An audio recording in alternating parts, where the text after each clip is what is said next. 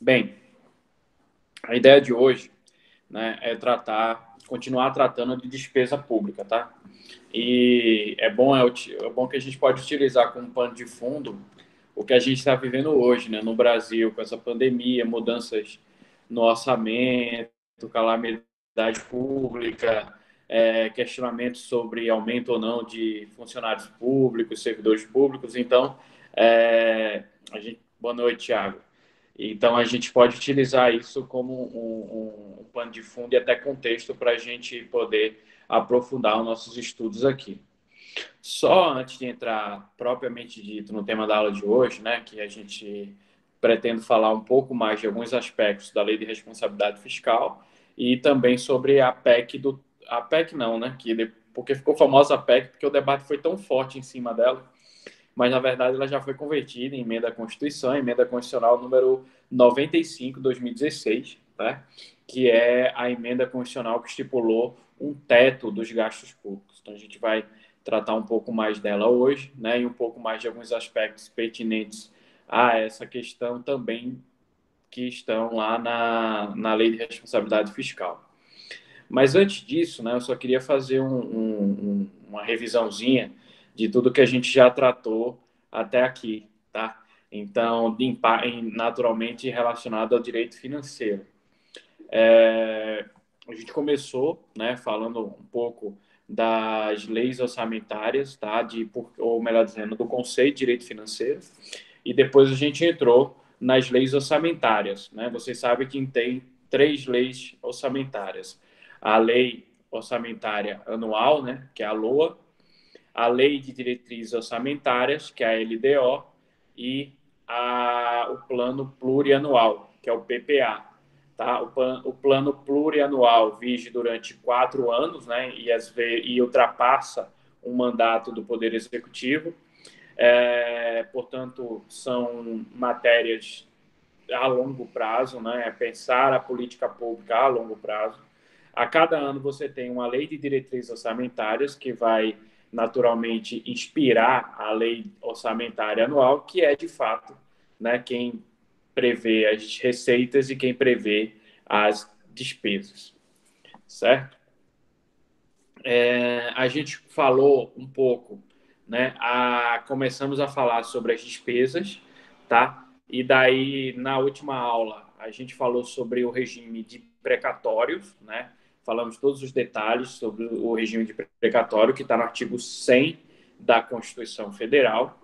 E hoje, né, a ideia é ainda continuar aprofundando e tratando um pouco mais desses temas da despesa pública, né? Sempre lembrando que o direito financeiro ele vai estudar toda a atividade financeira do Estado.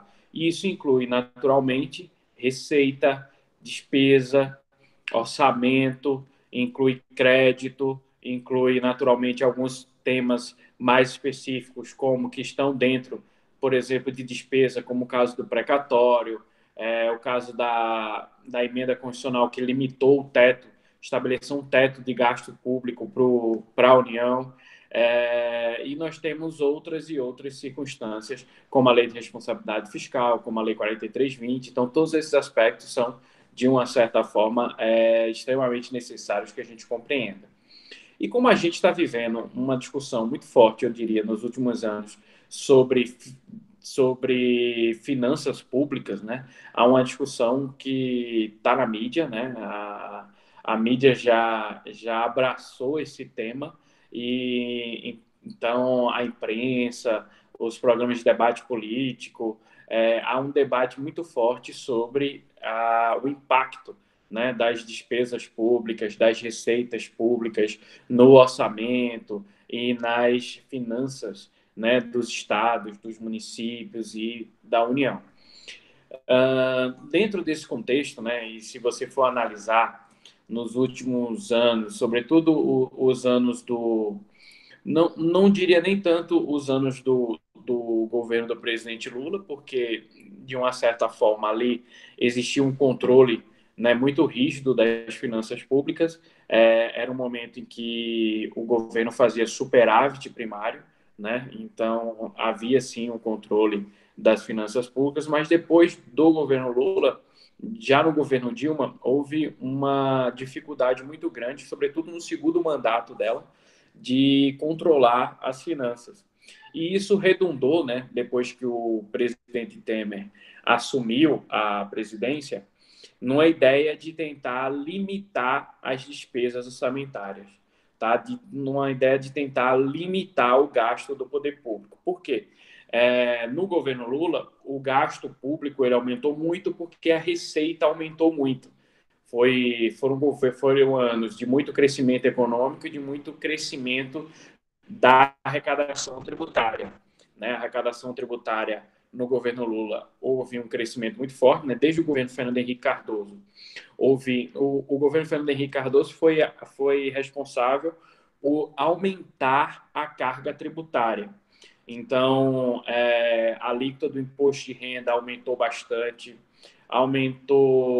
aumentaram-se contribuições, né? Então, a Seguridade Social ela cresceu em cima do aumento que foi efetuado no governo Fernando Henrique Cardoso, foram criadas novas contribuições, houve a desregulamentação das receitas da União, né, a DRU.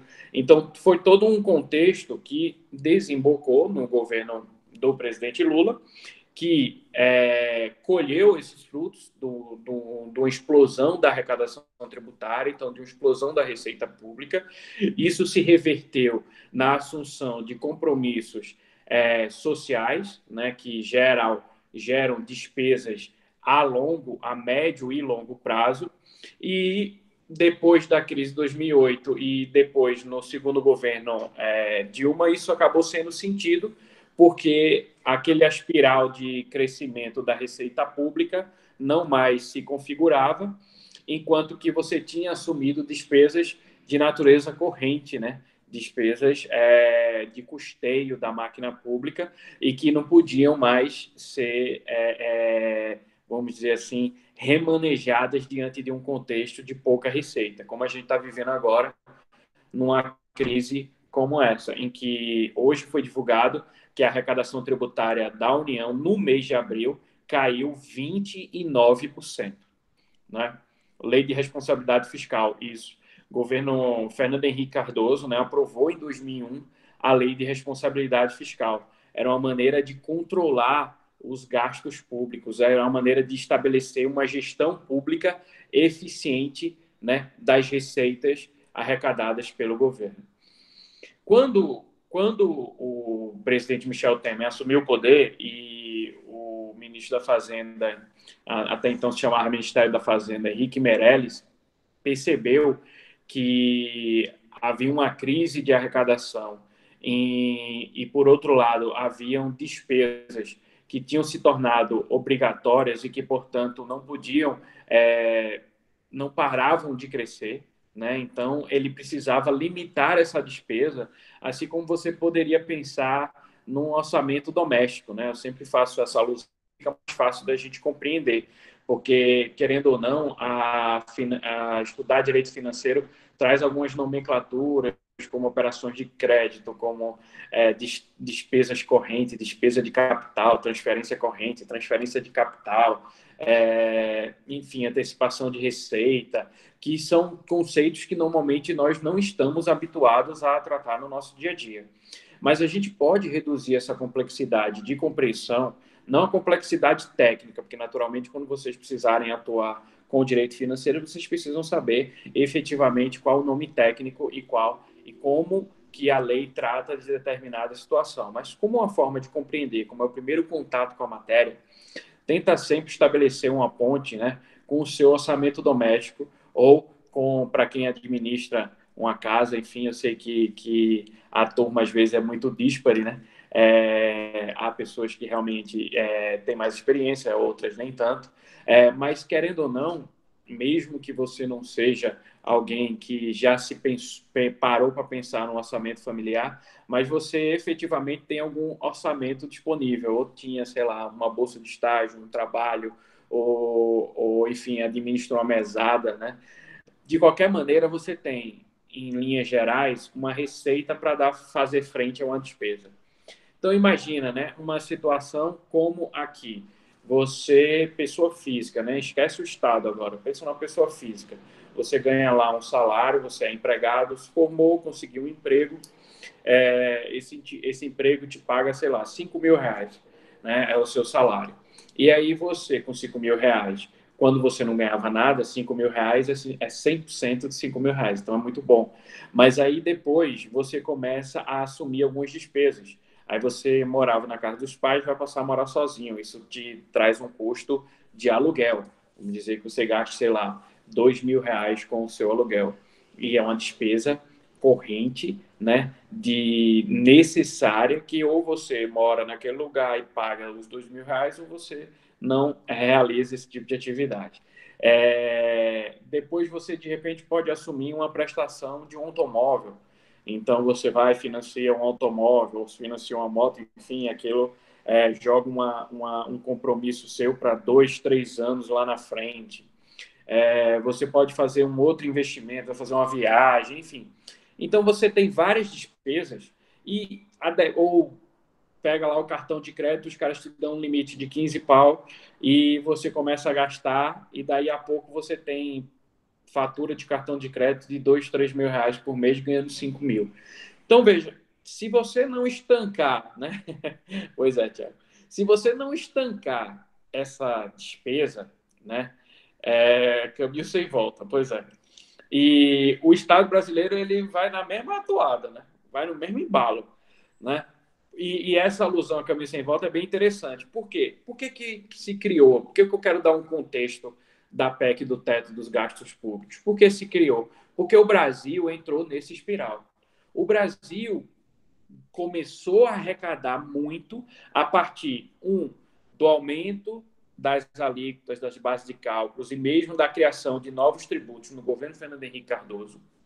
Isso começou a acontecer muito no governo Lula, a partir de crescimento econômico, e isso gerou mais arrecadação tributária. Quando foi no governo Dilma, houve a assunção de mais compromissos, porque o Estado começou a interferir mais na economia. E quando foi no segundo governo Dilma, isso degringolou de uma forma que a gente entrou numa crise econômica, porque a gente tinha muita despesa e pouca receita. Então, o que era superávit no governo Lula virou déficit no governo Dilma. E aí, quando o Michel Temer assumiu e o Meirelles viu aquela situação, ele percebeu que ou ele estancava essa despesa, ou ele ia ter problemas para esse caminho sem volta que o Brasil entrou. Então, qual que foi a ideia? Vamos limitar a despesa. Isso não é comum de acontecer com relação às finanças públicas. Você poderia fazer, né, no plano privado, você está lá com seu salário de 5.000, 2.000 de aluguel, R$ 1.000 de prestação de carro e mais 2.000 de fatura de cartão de crédito. Fora o que você gasta no seu dia a dia, enfim, você já vai gastando mais do que você arrecada. Aí você já entra no cheque especial. Então você já se endivida para poder bancar as suas despesas. Se você não aumenta a receita, a tendência disso é complicar ainda mais. Mas você tem uma outra solução, que seria se controlar a sua despesa ou até, né, reduzir o seu padrão de vida. Sei lá, trocar por um carro mais barato e morar num bairro mais afastado e diminuir o valor do aluguel, diminuir os gastos com cartão de crédito. Então, o que o Brasil fez, enquanto nação, na PEC, né, que resultou na emenda constitucional dos tetos dos gastos, foi dizer o seguinte: Brasil, você não vai mais gastar do jeito que você gastava, sem limite, porque isso não é sustentável a longo prazo. Então, foi estabelecido um limite para os próximos 20 anos. Então, nos próximos 20 anos, o orçamento da União não pode ser maior do que o orçamento do ano passado mais a inflação correspondente. Então, eu sempre considero o ano anterior, aí eu corrijo esses valores pela inflação, ou seja, somo o percentual de inflação, e daí eu tenho exatamente o valor que eu vou gastar no ano seguinte.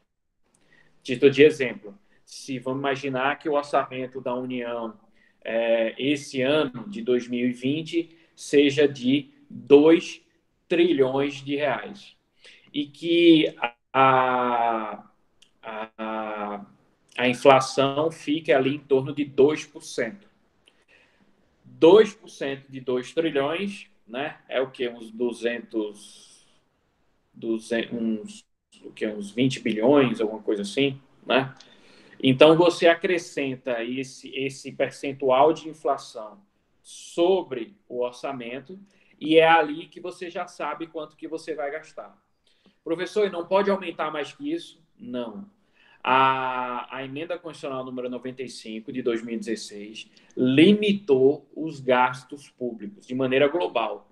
Professor, e entra todos os gastos que a União tem, excetuam-se apenas os gastos de origem financeira. Então, o pagamento de juros da dívida, né, não se sujeitam a esse teto. Então, isso quer dar o quê? Quer dar mais credibilidade ao mercado, para que no futuro o Brasil consiga se financiar a juros mais baixos. Né? A ideia é essa. Então, pelos próximos 20 anos, o gasto público, o orçamento. Boa pergunta, Carol. Nos próximos, já entra na sua questão. Nos próximos 20 anos, o gasto público não vai crescer mais do que o ano anterior mais a inflação. Tá? Então, controlei o gasto. Né? Essa era a ideia.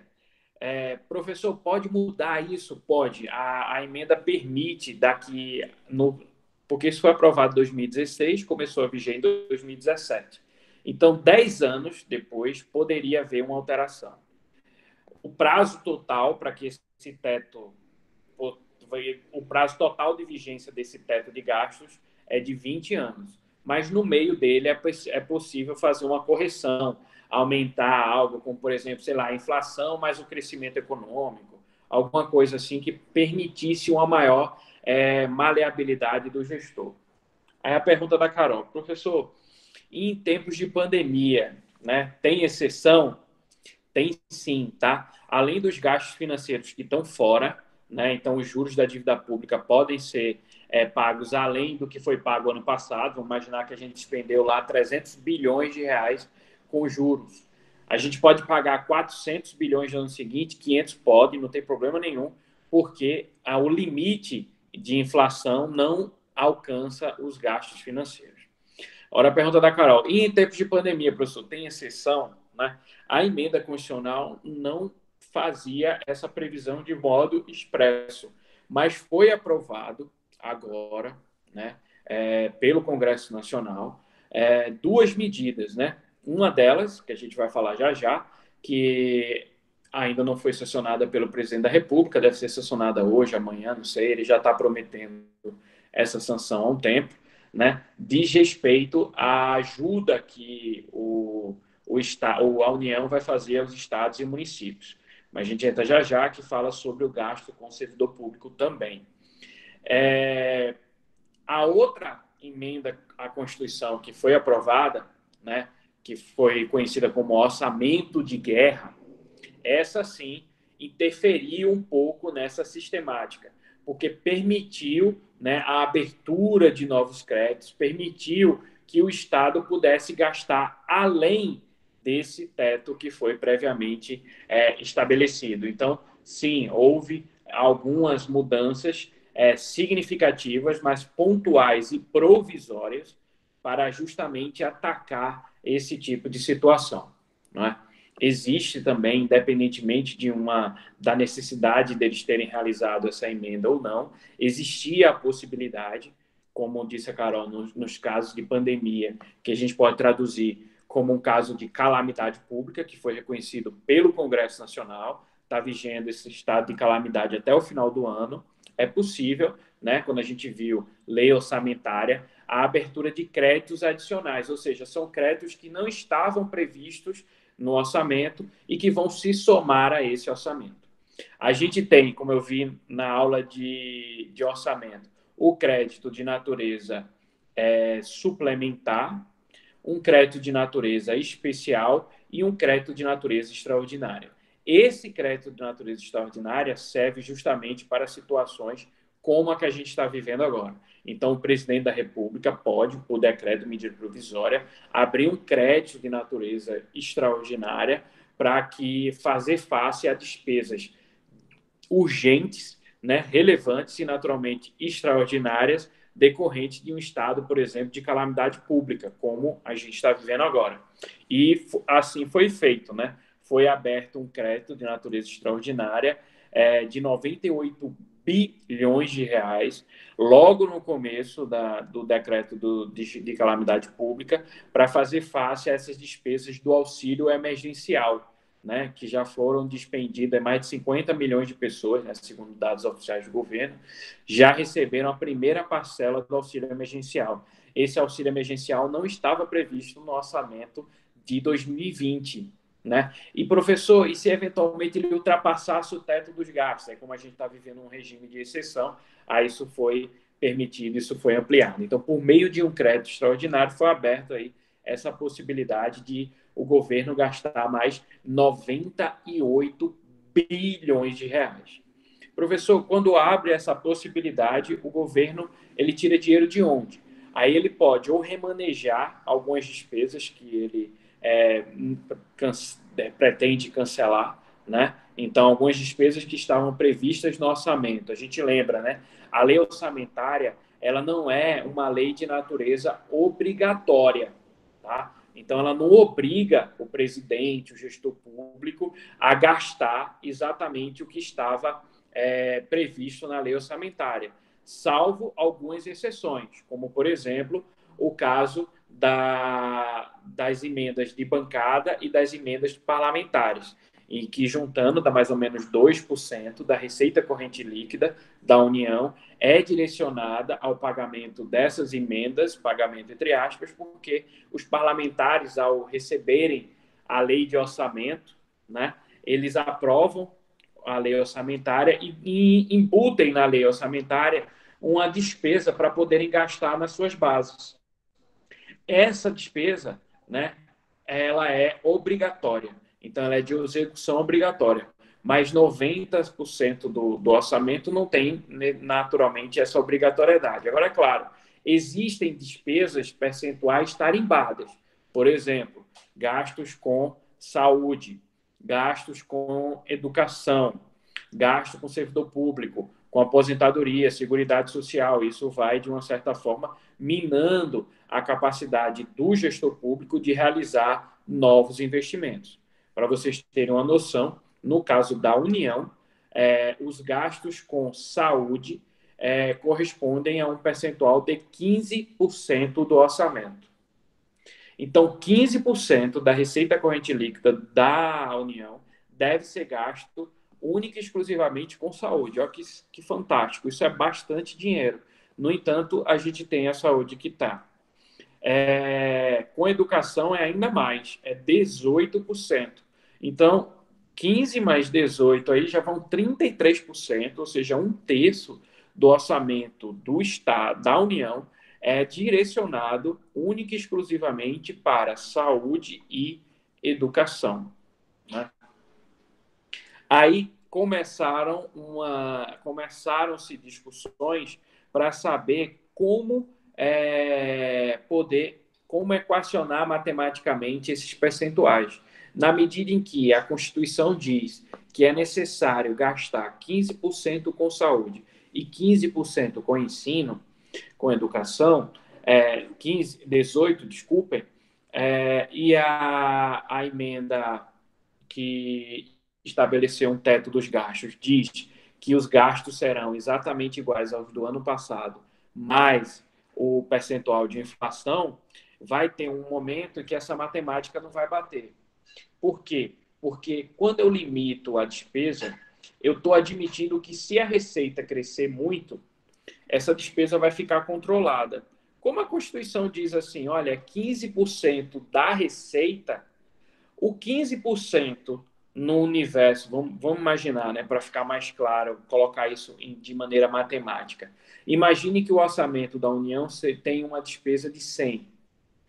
15% de 100 é 15, certo? E considerando a inflação de 1%, 2%, vamos imaginar que pela emenda que limita as despesas, no ano seguinte eu vou poder gastar quanto? Por uma inflação de 2%, eu vou poder gastar 102. 15% de 102 daria 15, alguma coisa. Agora, imaginem que a receita explodiu, que a receita dobrou, foi para, sei lá, para 200. 15% de 200, né, já seria 30. E 15% mais 2% nunca chegaria a 30. Não sei se vocês acompanharam aí o raciocínio. A questão é que, se eu seguir, né, de maneira a ferro e fogo o percentual que foi estabelecido para gasto com saúde e educação, no universo da emenda que limitou o teto dos gastos públicos, isso não mais vai ocorrer. Eu posso estar diante de situações em que a receita eventualmente cresça e os 15% fiquem aquém, porque eles estão limitados pela inflação do ano passado. Né? Então, a gente vai ter discussões sobre isso, né, num novo momento, mas não agora, porque naturalmente a receita está caindo. Esse mês de abril caiu 29%. Isso é muito grave, né, porque vai influenciar todas as políticas públicas, principalmente educação, saúde e segurança. Professor, existe também alguma limitação com relação à segurança? Não existe, é só saúde e educação. É um limite mínimo, né? Ou melhor dizendo, tem que gastar no mínimo esse valor. Agora, existem limites máximos para gasto. E aí é que entra a lei de responsabilidade fiscal. Lá na lei de responsabilidade fiscal é estabelecido limites máximos para gastos, por exemplo, com o pessoal. Então, aí pelas esferas de governo, pelos entes federativos. Então, a União ela pode gastar até 50% com o pessoal. Isso significa que todo o pessoal da União não pode custar mais de que 50% do seu orçamento. Então, isso inclui executivo, isso inclui judiciário federal, isso inclui Ministério Público da União, isso inclui Congresso Nacional, Tribunal de Contas da União. Então, todos os órgãos da administração direta, a despesa não pode ultrapassar o valor de 50% do orçamento da União. E como é dividido esses percentuais, professor? A lei de responsabilidade fiscal, ela estabelece limites por poderes. Então, no caso do executivo, ele não pode ultrapassar 40%. No caso do judiciário, não pode ultrapassar 6%. No caso do Ministério Público da União, não pode ultrapassar 0,6%. E no caso do Legislativo, não pode ultrapassar mais do que 2,5%. Então, da receita corrente líquida da União, que tira o pagamento dos juros, e a transferência, que tira as transferências constitucionais, como, por exemplo, grande parte dos tributos é repassado para os estados, para os municípios. Então, quando ele repassa esses tributos para estados, para municípios, isso não entra no cálculo, isso não é receita dele, porque ele repassa isso para os outros entes. Quando ele recebe royalties da exploração do petróleo e divide com os outros entes, isso também não é receita da União, então não entra nesse cálculo. Só entra nesse cálculo receita efetivamente da União, que é a corrente líquida. Então, é como se, né, você pensar no seu salário lá, você ganha um salário de R$ 5.000, mas você paga uma contribuição previdenciária, você paga imposto de renda. Então, entra líquido ali na sua conta uns 4.200, uns 4.300, sei lá. Então, isso é a sua receita líquida. Para a União tem a mesma situação, a receita corrente líquida, aquilo que fica realmente no cofre da União. Então, de maneira bem ordinária, né, para a gente poder entender. Então, desse percentual, 50% é destinado, no máximo, né, é o limite para gasto com o pessoal na União. Aí a União gasta com o Poder Executivo 40%, com o Poder Legislativo 2,5% e TCU, Poder Legislativo e TCU, Ministério Público da União 0,6% e Judiciário 6%. Se vocês fizerem a continha, vai dar os 50%. Isso é igual, professor, nos estados e nos municípios? Não. Nos estados, nos municípios e no Distrito Federal, esse percentual ele aumenta um pouquinho. Então, ele sai de 50% para 60%. E aí, esses percentuais variam um pouco também. No que com relação ao Poder Judiciário, se mantém nos mesmos 6%. O Legislativo aumenta de 2,5% no federal para 3% no estadual. E o Legislativo aumenta também de 2,5% para 3% no estadual. E aí o Executivo fica com o restante, no estadual e no municipal. Agora, é claro, no caso municipal não existe judiciário, então ele só divide entre executivo e legislativo. Aí, qual a implicação disso, professor? Por exemplo, com relação ao que a gente está vivendo hoje, né? O que está acontecendo? Veja, foi aprovada uma lei que determinou um socorro, né, aos estados e municípios. Então, a União ela vai despender a quantia de, se eu não me engano, 60 bilhões de reais e vai dividir entre estados e municípios. Então, estados e municípios vão receber da União 60 bilhões de reais. Só que o ministro da Economia quer uma contrapartida. Ele quer justamente que estados e municípios deixem de aumentar os seus gastos. Por quê? Porque ele não quer passar o dinheiro para que eles aumentem gastos que seriam gastos correntes, de custeio, que não aumentam o investimento, que não geram tanta riqueza, como, por exemplo, aumentar o salário dos servidores públicos. Então, qual que é a ideia? Eu te dou a ajuda e você congela o salário dos servidores públicos, certo? A maioria dos estados e dos municípios já nem podem mais aumentar salários dos servidores públicos. Por quê, professor? Porque eles já estão nesse limite de gasto que a Lei de Responsabilidade Fiscal impôs. Então, tem muitos estados, né, que já estão no limite de gasto.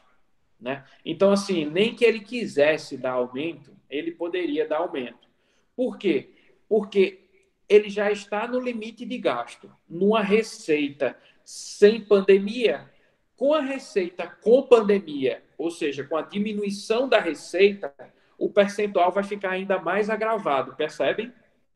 Né? É como se você pensar o seguinte, olha, eu ganho meus 4.000 e eu tenho gastos de 3.900. Aí chega a pandemia e o patrão diz assim, eu vou reduzir teu salário em 30%. É exatamente o que está acontecendo com o país. Eles tinham um orçamento de 100. E aí o que aconteceu? Né? E aí o que aconteceu? Aí tá normal? Travou? Qualquer coisa eu repito, tá, gente? Tá acontecendo com o país isso. Ele tinha um orçamento de 100, então ele gastava 50%, vamos dizer, que não é, no caso da União não chega a 50%, mas gastava 50% com funcionário público. Se o meu parâmetro é 100, eu estou cumprindo, certo? Se o meu parâmetro é 80, 50% passa a ser 40.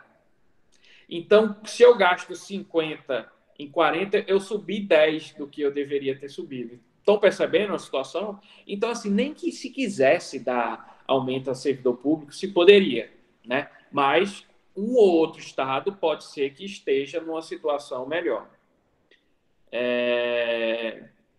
Te dou ajuda e você congela, aumenta o salário. Isso. Exatamente, Letícia. Parou nessa parte? Então, o que é que evoluía aí a partir daí, né? Só para a gente recapitular. A União, ela disse assim, eu vou te dar uma ajuda financeira, né? Imagina, por favor, gente, se vocês virem ou quiserem interromper, falar alguma coisa, por favor, quanto mais interatividade, melhor. E se travar, me avisa, porque aí o objetivo é que vocês compreendam. Eu estou falando muito número aqui, se vocês se perderem realmente, aí você vai perder o raciocínio, né? Então, me façam voltar, por favor. Então, perceba o seguinte, imagine, né? Eu acabei de falar para vocês dos limites que a União, que os estados e que os municípios têm para gasto, tá? Eles têm certos limites. Pense no seu orçamento doméstico. Eu tenho lá meu salário de R$ 4.000 e esses 4.000 eu gasto com 2.000 é minha moradia, 1.000 é minha prestação do carro e 1.000 eu faço o que eu quiser. Supondo. E eu coloquei como meta que eu não vou gastar mais do que a metade do que eu ganho com a minha moradia. Então, a minha meta é metade do que eu ganho.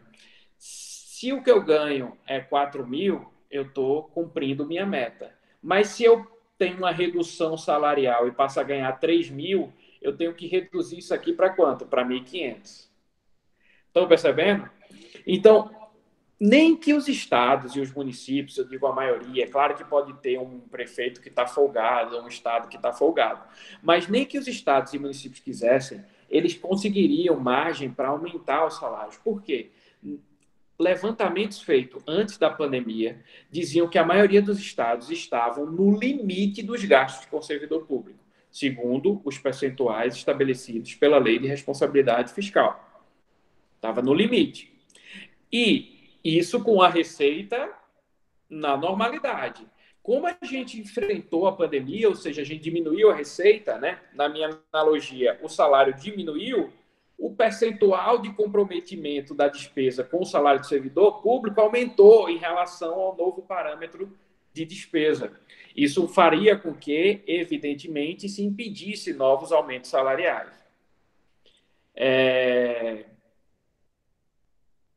Professor, as leis de responsabilidade civil tratam também sobre dívidas da União?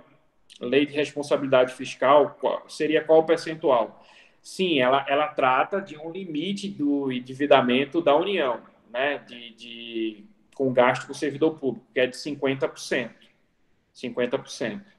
Então, tem um percentual para o executivo, para o legislativo e para o judiciário. Ah, tá, isso, é 50% para a União. Agora, estados e municípios, o comprometimento é até 60%. 60%. Então, a União pode gastar até 50% e o estado e município até 60%. Aí, professor, vamos imaginar que a União ainda está longe de estourar esse percentual, mas os estados e os municípios estão bem próximos. Uns até já chegaram a estourar. Quando estoura esse percentual, acontece o quê, professor? Aí você tem que tomar algumas medidas. A primeira medida é reduzir em 20% a despesa com cargo em comissão e função de confiança.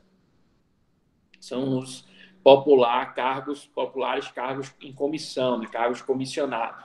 Então, você vai ter que reduzir, não em 20% o número de cargos, mas em 20% a despesa com esses cargos. Primeira medida. Não foi suficiente. Aí você pode exonerar servidores não estáveis, mesmo os concursados. Então, você parar com as rachadinhas. Então, você tira os comissionados, 20% da despesa. Não foi suficiente. Vou para cima dos não estáveis. Não foi suficiente. Posso demitir os servidores estáveis. Então, posso sim exonerar servidor estável, caso o meu limite de comprometimento de despesa com o pessoal tenha sido alcançado.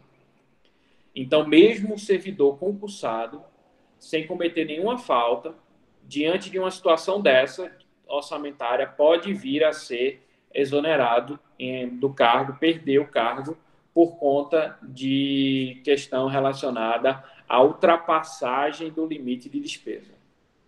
Né? tem uma disposição na lei de responsabilidade fiscal que minora o dano para o servidor, que diz que ele vai ser indenizado em um mês em um mês de salário por cada ano que ele trabalhou. Então, vamos imaginar que você seja demitido numa situação dessa de crise,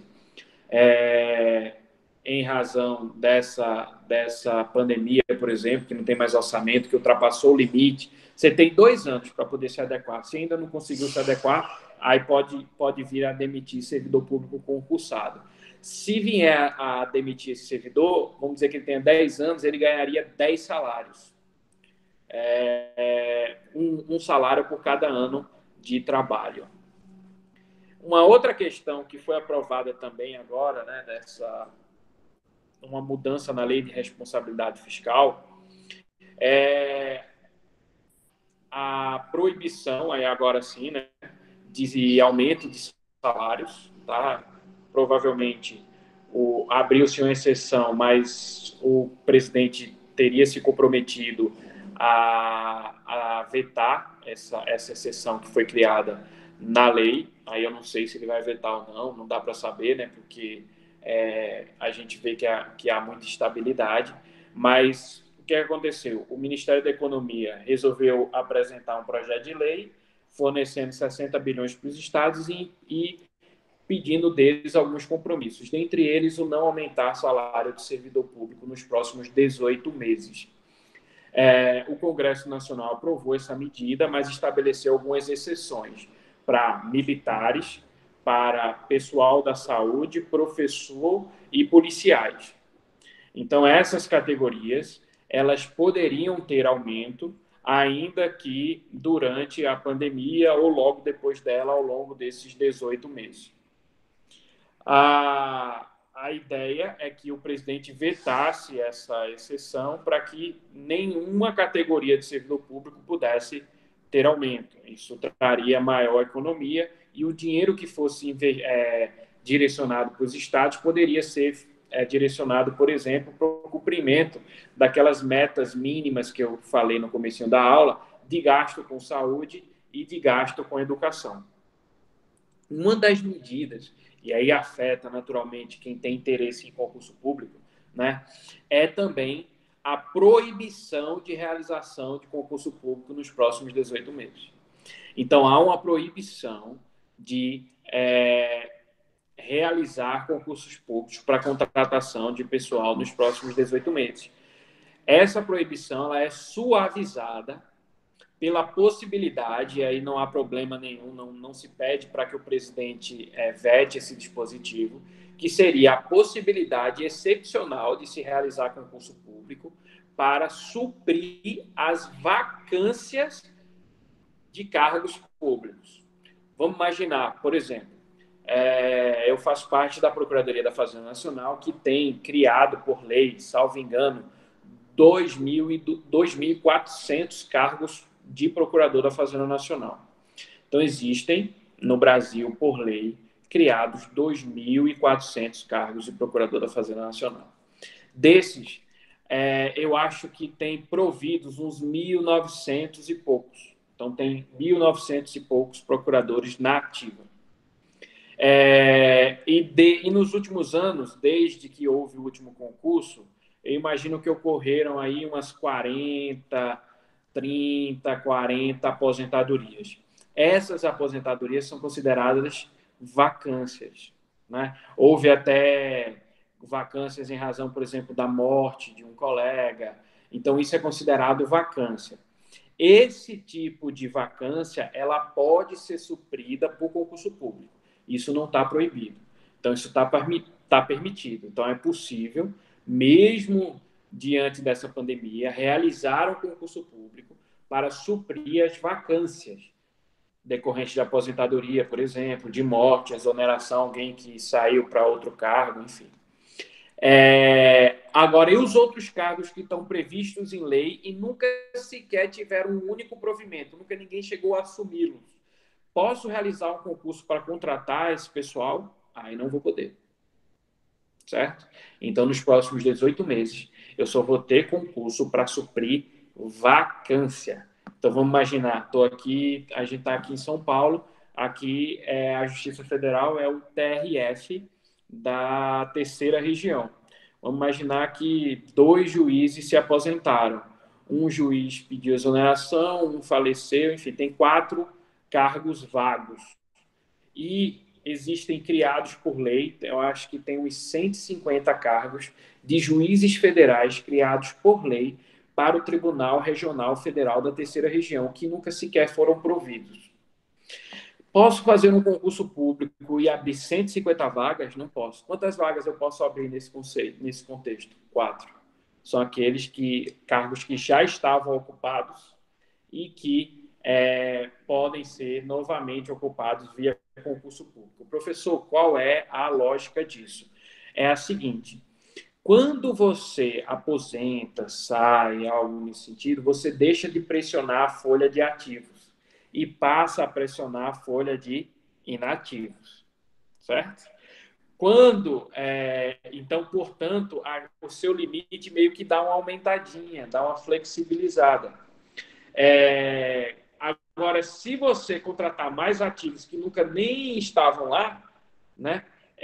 Aí você aumenta a despesa. Isso não vai poder ser realizado. Agora, suprir uma despesa que já vinha ocorrendo, aí é perfeitamente possível, né? Então, a tendência nos próximos 18 meses, né, é haver sim uma redução dos concursos públicos e eles vão ficar totalmente direcionados a suprir vacâncias, tá? Só para suprir vacâncias. E se eventualmente um dos poderes da República descumpre o teto de gastos, porque esse teto de gastos uma questão interessante. Pois é, Carol, mas é uma questão realmente orçamentária, né? A gente vinha num aperto financeiro muito grande, né? Vocês veem no plano federal, falo pelo plano federal que eu tenho experiência maior por integrar, mas no plano federal, desde o governo Dilma, que não se estava tendo muito concurso, né? Desde 2014 para cá, os concursos diminuíram bastante. E agora, né, recentemente, com essa nova lei que deve ser sancionada, há uma tendência de rarear ainda mais, né? Mas tem um ponto positivo, né, que é dar a possibilidade de você ter mais tempo para estudar, né? Isso é um ponto positivo, porque efetivamente, uma vez passado essa situação, a tendência é melhorar esse cenário. Inclusive, né, tem algo também pode acontecer que pode ser um ponto negativo nesse sentido para concurso público, mas talvez um ponto positivo para melhorar o controle das contas públicas, que é uma ação que foi adentrada pelo Partido Novo, uma ação direta de inconstitucionalidade, uma ação declaratória de constitucionalidade de um dispositivo, salvo engano, do artigo 18 a 19 da Lei de Responsabilidade Fiscal, que fala que despesa com pessoal é despesa com ativo e com inativo. Então, eles querem colocar na conta não só o ativo, mas também o inativo, ou seja, aquele que recebe aposentadoria. A maioria dos estados, eles pagam aposentadorias a partir das contribuições do pessoal da ativa. Então, tem uma prescrição específica na Lei de Responsabilidade Fiscal que, quando isso ocorrer, eu posso tirar a despesa que vem da contribuição previdenciária e aí tiro o inativo desse meu limite de gasto. Então, eu ganho uma folga maior para poder contratar mais pessoas da ativa. Agora, se não há essa contribuição, aí sim eu teria que integrar eles no orçamento de gasto com o pessoal. Inclusive, né, terceirizados entra nessa conta também, tá? Então, o pessoal terceirizado entra como despesa de pessoal. Então, eles têm que também eles estão também na conta do gasto com o pessoal. Então, do limite de gasto com o pessoal. Por isso que, às vezes, né, há uma redução dos terceirizados no âmbito da administração pública. Se você for ver, por exemplo, no plano federal, nos últimos anos houve uma redução da terceirização e houve uma redução também dos estagiários, né? Então, por exemplo, lá no meu andar aqui, lá no meu andar na Procuradoria, a gente tinha umas 3 copeiras, né? Todas terceirizadas. Cerca de um ano atrás, 2 foram demitidas e temos apenas uma copeira agora terceirizada. Tinha 3 pessoas para limpeza e passou a ter apenas uma pessoa para limpeza. Estagiários, né, foram reduzindo o número também de estagiários, porque eles estão realmente numa crise fiscal muito grande, decorrente daquele fenômeno que eu falei. Redução da receita, né, e crescimento vegetativo da despesa, que foi limitado em razão da PEC do teto, da emenda constitucional do teto dos gastos públicos, que estabeleceu aí sim um limite de gasto por parte da União. Professor, esse limite ele vale para os estados e municípios? Não. O limite de teto de gasto orçamentário só vale para a União. A emenda constitucional número 95 de 2016 só vale para a União. Agora, todo o resto, como limite de gasto para o pessoal, as medidas em que ele está sujeito caso ele ultrapasse esse limite, isso é de prescrição da Lei de Responsabilidade Fiscal e vale para todos os entes federativos. Agora, apenas o limite orçamentário, né, de despesa, de gasto, teto dos gastos públicos, esse é exclusivo da União. Só se aplica à União. Foi decorrente de uma emenda à Constituição e aplica apenas para a União. Certo? Vamos lá, tem uma dúvida aqui do Gabriel. Professor, a emenda do teto dos gastos não faz com que a União gaste sempre o teto sem que haja preocupação em diminuir o gasto? Sim, sim. Muito provavelmente vai ser isso que vai acontecer. Só que o que estava ocorrendo, Gabriel, e por isso que se limitou a inflação, era que o orçamento, em regra, estava crescendo 2 vezes a mais do que a inflação do período. Então, isso estava dando problema porque a gente não estava num crescimento econômico tão forte. Se o crescimento econômico não é tão forte, a arrecadação também não cresce muito. Então, olha, sem crescimento da economia, sem crescimento do PIB, sem crescimento da arrecadação e com crescimento da despesa, é o caso do cidadão que está aumentando seus gastos sem ter salário para poder bancar isso aí. Entendeu? Então, mas há uma tendência, sim, você percebeu bem, né? A tendência é ela gastar o percentual que gastou no passado mais a inflação. Só que gera um outro problema, né? Que é o seguinte: em termos globais, é simples de você equacionar isso. Quanto que eu vou gastar? O que eu gastei ano passado, mais a inflação. Ótimo.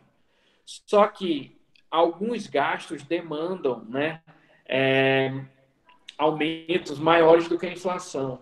Outros nem tanto. E aí começa a briga dentro do orçamento, que é o que a gente está vivendo agora.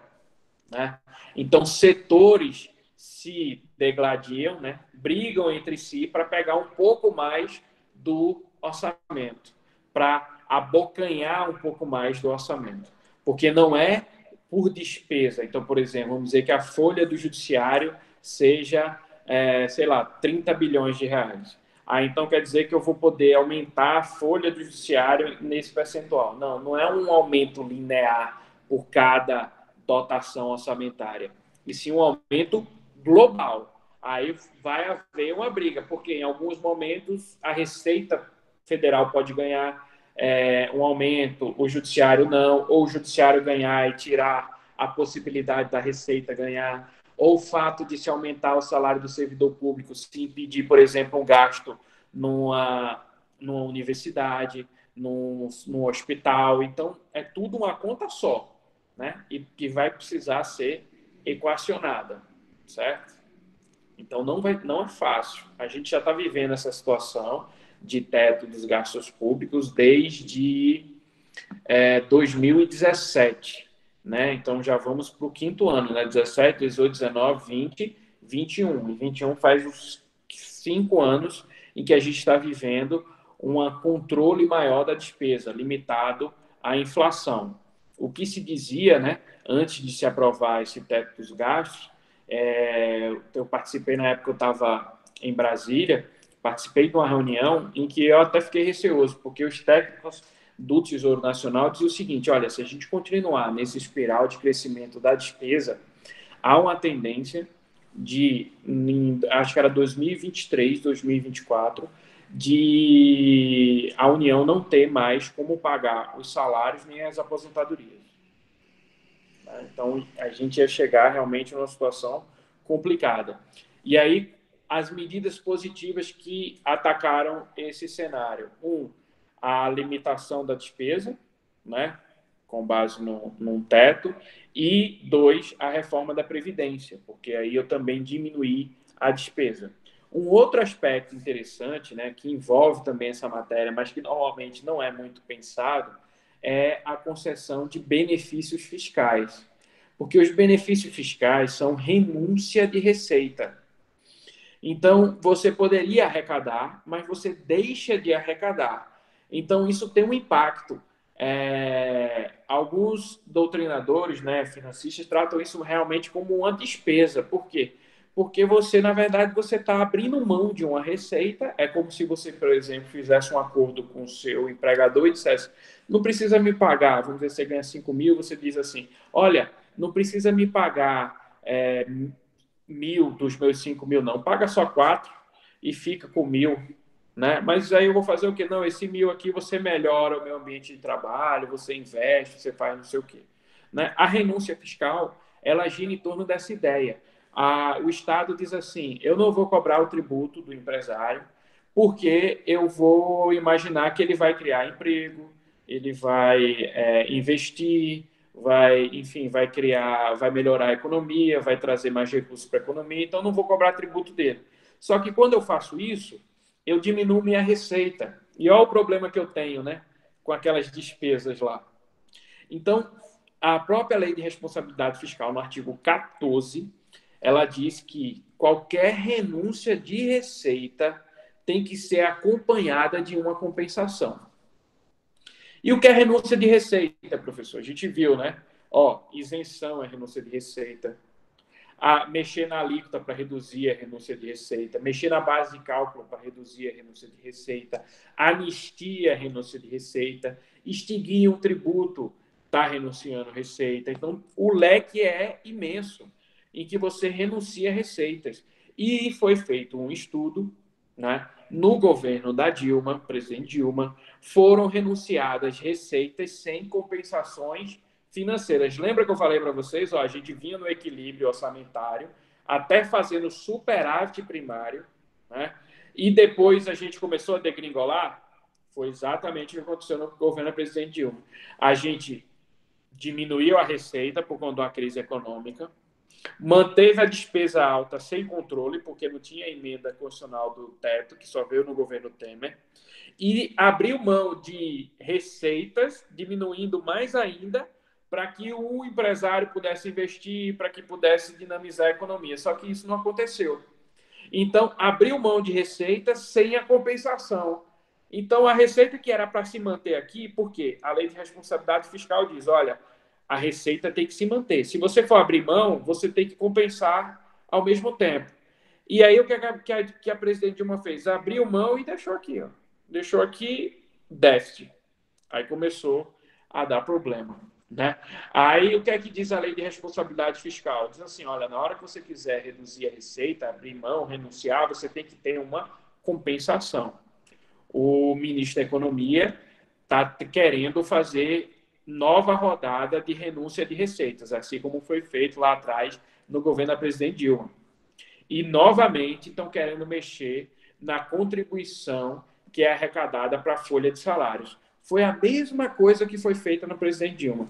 A Dilma foi lá e disse: eu vou tirar o peso da contribuição previdenciária sobre a folha de salários que os empregadores pagam. O que é que acontece? Toda vez que uma empresa contrata uma pessoa, a pessoa paga uma contribuição previdenciária para a sua aposentadoria e a empresa paga uma contribuição previdenciária sobre a folha de salários que ela tem para também custear o sistema de aposentadoria.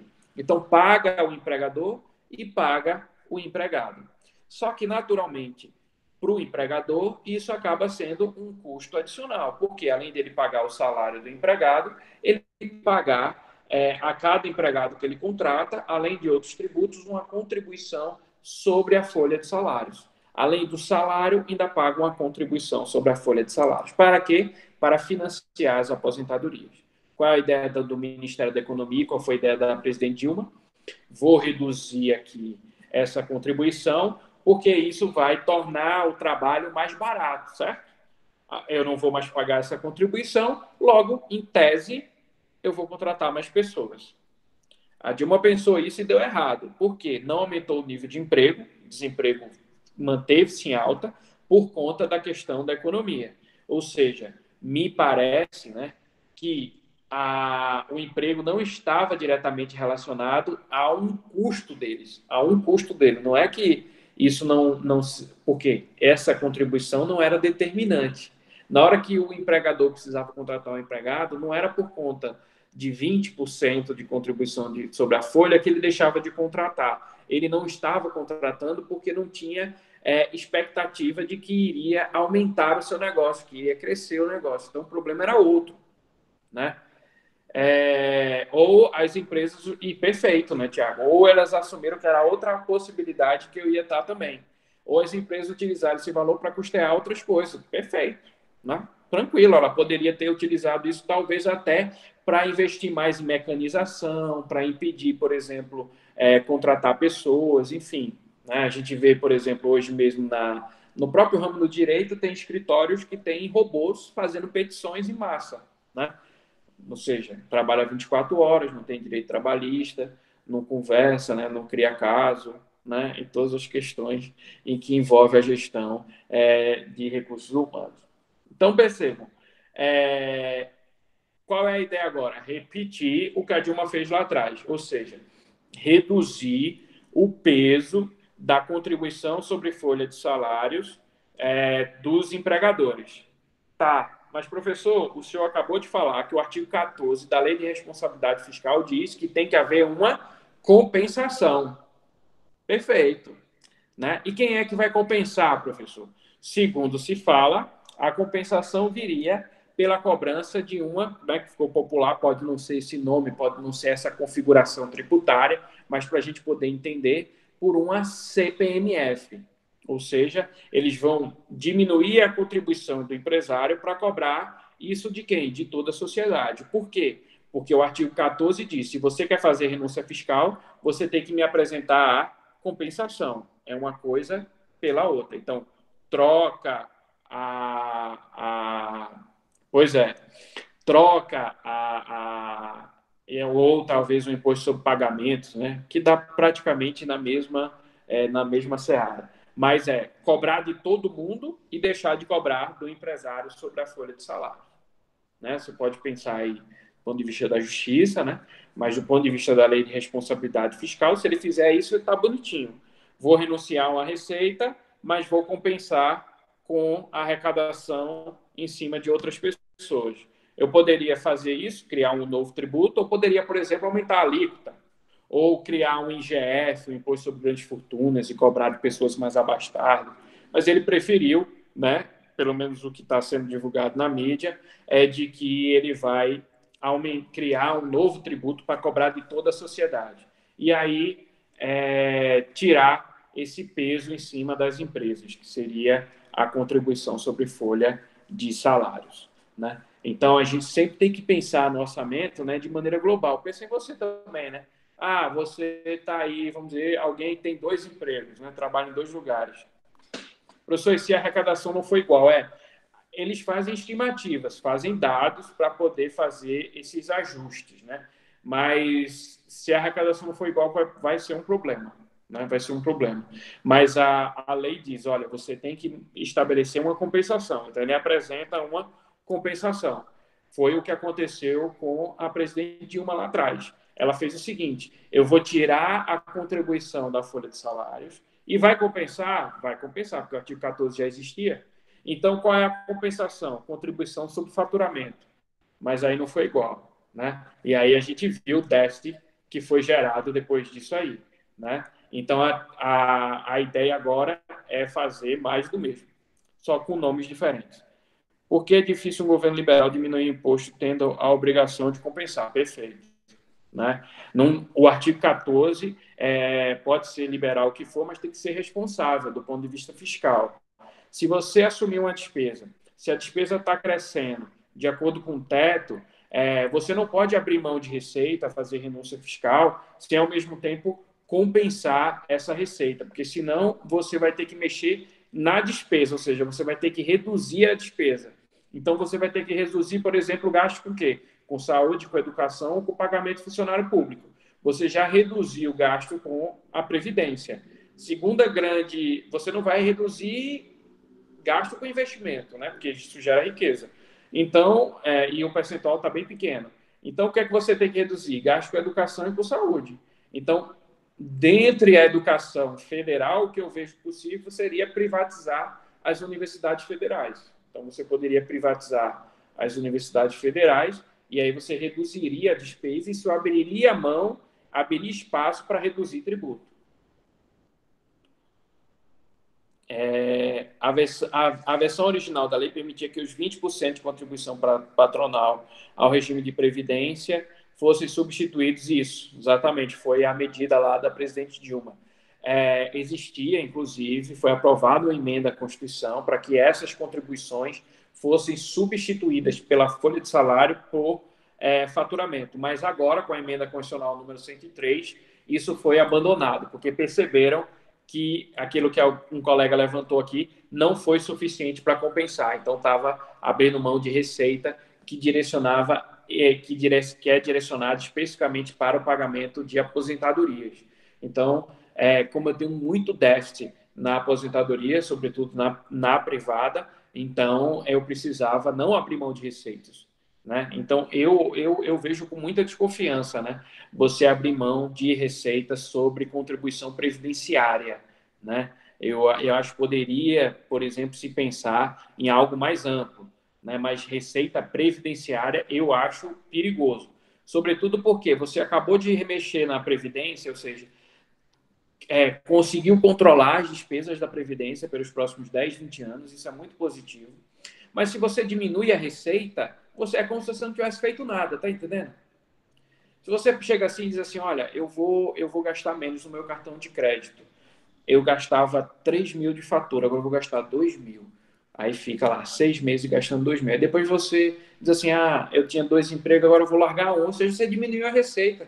Aí não adiantou de nada você diminuir o gasto do cartão de crédito, porque agora você não tem mais aquele valor, então você vai ter que diminuir ainda mais. Então você vai ficar toda a vida criando esse embate político, porque querendo ou não, embora a gente tenha uma certa orientação diferente agora no governo, a Constituição brasileira ela é social, né? Então a Constituição brasileira tem dentre os seus valores inúmeros direitos sociais. Então a gente se comprometeu enquanto Constituição, enquanto pacto político, a oferecer educação gratuita, aposentadoria, direitos trabalhistas. Então, é toda uma rede de proteção social, creches e tudo mais, e programas assistenciais, que não podem ser de uma hora para outra desconfigurados, porque se você fizer, você estaria agindo de maneira inconstitucional. Você não pode, por exemplo, acabar com a educação gratuita, com a saúde, com o SUS e tal. Professor, tudo bem, não pode acabar, mas então preciso criar uma eficiência. Exatamente. Porque se você diminuir a receita, necessariamente você vai ter que mexer nesse estado de proteção social. E isso pode significar, por exemplo, a médio prazo, uma necessidade ou de reformar novamente a Previdência, ou de demitir funcionários públicos, ou de privatizar, por exemplo, a educação ou a saúde. Né? Os Estados Unidos, por exemplo, o Obama ele tentou fazer algo parecido com a gente no SUS, e o governo Trump foi lá e já desconstruiu. Né? E dizem que, inclusive, uma das grandes causas de morte nos Estados Unidos é justamente a falta de um sistema único e universal de saúde, porque lá é pago. E como tem muito imigrante ilegal lá, eles têm dificuldade ao acesso à saúde. Né? Então, isso cria um complicador maior na hora de resolver esse atendimento, coisa que a gente não enfrenta aqui. Mas veja, isso não é a custo zero, né? Isso tem um custo altíssimo. Então, eu preciso de receita. Então, na hora que eu for renunciar a uma receita, eu preciso ter noção disso. Então, por isso que a lei de responsabilidade fiscal diz: olha, na hora que você for renunciar, você vai ter que compensar.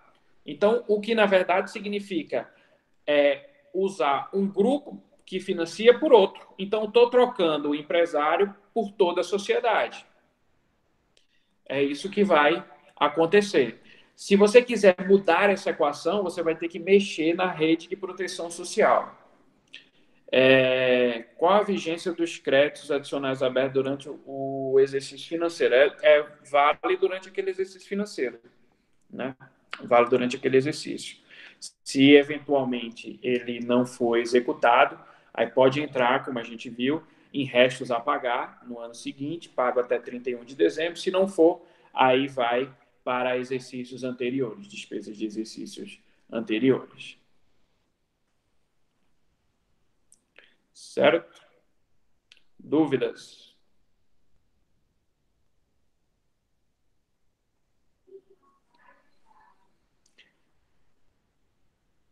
Dúvidas, galera? Tudo certo? Nenhum comentário? Algo que vocês estão assistindo aí de cobertura da imprensa sobre essa questão das finanças públicas? Eu sei que eu mexi um pouco com o número hoje, né? Às vezes complica um pouco mais, né? Mas é importante, né, que a gente tenha essa consciência. Pois é, Leonardo. É importante que a gente tenha essa consciência, a gente entenda, né, o processo, como é que funciona, as despesas, as receitas, para a gente poder, de fato, até exercer melhor a nossa cidadania, né? Certo? Esse final de semana, né, eu vou salvar uns arquivos no Classroom para ajudar vocês a estudarem para a prova, tá? Porque realmente é muita informação, né? Muito dado, muita coisa aqui que eu falo. Então é importante vocês terem uma noção, uma doutrina de apoio, mas não deixem de estudar a parte do direito financeiro da Constituição, tá? E alguns artigos, eu vou mandar para vocês depois os artigos mais relevantes da Lei de Responsabilidade Fiscal, que é a Lei Complementar 101, e da Lei 4320, né? Que é a Lei Geral de Finanças Públicas. Professor, sim, sim, sim. Essa aula aqui está sendo gravada, inclusive, tá? Aí depois vocês pedem um acesso, eu vou deixar lá no Classroom. Vou salvar lá no Classroom essa aula. Ou, se eu não conseguir salvar no Classroom, eu deixo no canal do YouTube, tá? Mas todas as aulas de Direito Financeiro estão no canal do YouTube, tá? Essa, se eu não me engano, é a quarta aula de Direito Financeiro, tá? Então, a gente já viu, tem lá a primeira aula, tem a segunda, tem a terceira sobre precatórios e tem essa que é a quarta aula de Direito Financeiro. Beleza? Nada mesmo, nenhuma dúvida, tudo certo? Beleza, então, gente. Pois é isso, tá? Bom final de semana para vocês. Espero que vocês estejam bem, de saúde, né? Muita tranquilidade diante dessa nova sistemática aí, né? Hoje é até feriado, né? Não sei se vocês foram atingidos por isso no plano profissional de vocês, mas aproveitem aí, descansem, né? Talvez segunda-feira também seja feriado, né? Mas eu imagino que a São Judas, considerando que ela não considerou esses 2 dias como feriados, também na segunda não consideraria, tá? Beleza? Então é isso, galera. Valeu. Forte abraço em todos vocês aí. Fiquem bem, com saúde. Até semana que vem. Falou.